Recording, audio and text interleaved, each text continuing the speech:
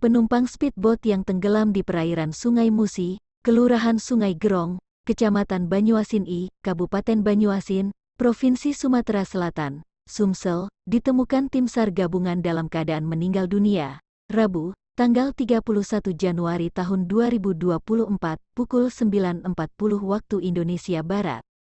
Korban ditemukan dalam keadaan meninggal dunia sekitar 3 km dari lokasi awal kejadian. Korban dinyatakan tenggelam. Korban dievakuasi dan dibawa ke Rumah Sakit Bayangkara Palembang guna proses lebih lanjut.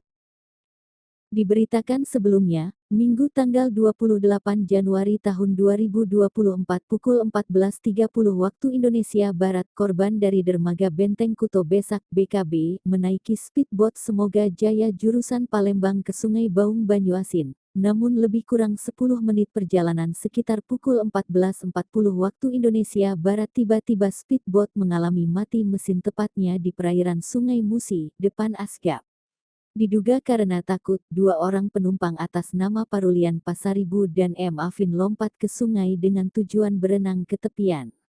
Namun naas dialami Parulian Pasaribu, tubuhnya terseret derasnya arus sungai sehingga tenggelam sementara Afin berhasil selamat.